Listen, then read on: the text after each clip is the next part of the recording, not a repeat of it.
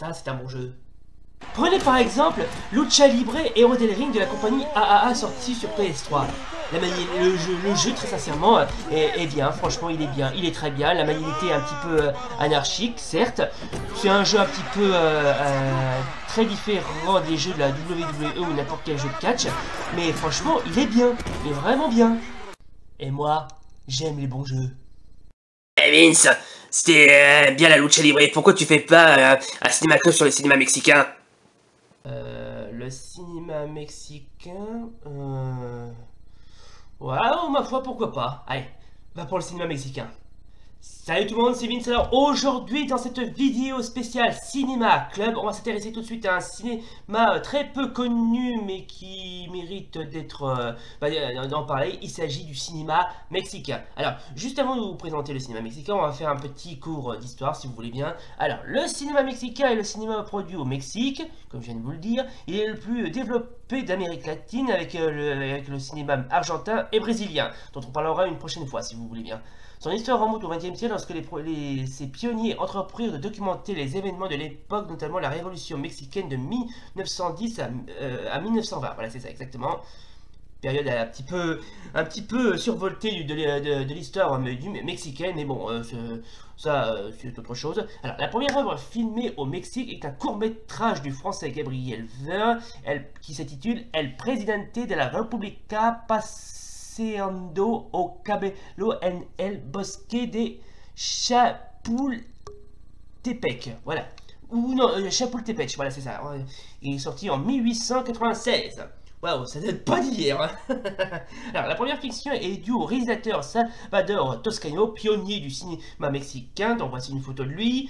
De Don Juan Tenorio en 1898. Le premier film mexicain sonore est Santa, réalisé en 1932 par Antonio Moreno à partir d'une histoire de Federico Gamboa. Il utilise aussi le procédé inventé par les frères Rodriguez Ruelas.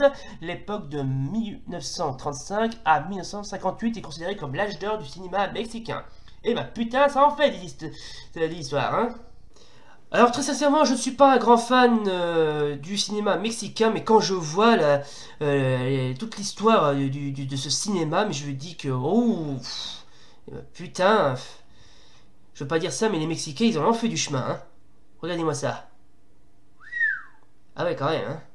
Faut dire que le cinéma mexicain a une culture assez développée. Ça va à l'encontre des paysages désertiques, des gens pauvres et tout ça. Mais aussi, ça va à l'encontre, bien évidemment, des histoires, entre les histoires d'amour, les histoires personnelles, ou bien évidemment des histoires de règlement de compte. Le coup classique, quoi. Faut dire que le Mexique, c'est surtout le pays bon, je vais pas faire de mauvaises critiques sur ce pays parce que déjà c'est un pays qui a connu pas mal d'heures sombres entre les trafics de drogue, les corruptions, leur engueulade avec leurs voisins américains et le mur de Donald Trump, ça non plus, je ne vais pas en parler. Mais il faut dire que le Mexique, c'est pas que ça, vous savez. Alors déjà le Mexique, c'est un pays d'Amérique centrale, d'ailleurs c'est le plus cité d'entre tous avec sa culture, notamment la culture aztèque qui va à l'encontre aussi mais ce pays il a beau être populaire, il est raffiné, voilà c'est ça. Et ben c'est pour cette raison pourquoi on a décidé d'en parler. Bon, bien évidemment, vous avez le droit de ne pas aimer la culture mexicaine, mais vous savez, quand le cinéma mexicain a fait ses débuts, c'était il y a 8 mois après la projection, puisque les frères Lumière, qui étaient venus à Paris le 28 décembre 1895, les opérateurs Gabriel Vin et Claude Ferdinand von Bernard sont envoyés en Amérique latine pour y réaliser des prises de vue. Ils commencent alors leur voyage par le Mexique, qui devient ainsi le premier pays du continent américain à recevoir le tout nouveau cinématographe. Hein, voilà. Et oui, comme par hasard, faut dire que les frères Lumière, ils ont tout fait, hein. Alors bien évidemment quand on parle du cinéma mexicain, on peut bien évidemment, on a pas mal de réalisateurs connus, notamment Ismael Rodriguez, qui est un des frères Rodriguez que je viens de citer, ou encore Guillermo del Toro. Lui par contre, là c'est un grand cinéaste de talent. Ce mec était destiné à devenir réalisateur. Très sincèrement, c'est le réalisateur par excellence, quoi. Oh, bien évidemment, je peux bien sûr vous parler de ces stars. Ils sont pas tous connus. Bah si, on peut vous citer bien évidemment Salma Hayek, que franchement une des grandes stars du cinéma mexicain ainsi que mondial, qui est vraiment l'actrice par excellence, qui est franchement vraiment une excellente actrice. Ou je peux vous citer bien sûr certains qui qui sont très connus là-bas au Mexique, mais qui ne sont pas très connus ailleurs. Je peux bien sûr parler de Maria Félix, Ramon Navarro, ou encore, je ne sais pas, Lupe Vélez, excellente actrice aussi.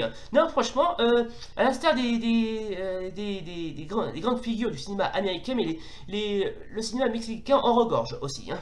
Alors, quand on parle de films mexicains, on pense bien évidemment, comme je viens de vous citer, les films de chez Ismael Rodriguez, qui est un réalisateur mexicain surnommé le cinéaste du peuple mexicain. Il marque le cinéma populaire des années 1950 et 1960, dirigeant en outre la Maria Félix, que je viens de citer, Pedro Infante et Luis Aguilar dans de nombreux films comiques. Il est crédité de plus de 100 films et a reçu près de 600 prix au cours de sa carrière. C'est aussi le frère de Roberto et Joselito Rodriguez que je viens de citer tout à l'heure. C'est un petit peu en quelque sorte les frères Lumière mexicains. Alors très sincèrement, les films de Ismael Rodriguez sont vraiment assez raffinés, assez bien faits, assez, oui. Par exemple, je peux vous citer le fameux Tizoc, sorti en 1957. C'est l'histoire d'un Indien qui donne sa vie pour l'amour d'une femme blanche, la confondant avec la Vierge Marie. Il lutte contre la société et les préjugés. Il croit qu'elle va l'épouser quand elle lui donne son mouchoir. Waouh! Très original comme scénario, très original. Oh, bien évidemment, on peut bien sûr parler d'un autre film que Ismael Rodriguez a sorti, c'est le fameux Animas Trujano, sorti en 62, pardon, excusez-moi. Alors, Animas Trujano est un alcoolique irresponsable d'un village de Oaxaca. Son plus grand souhait est être un jour choisi en attendant de son village chargé d'organiser la fête annuelle de la Vierge.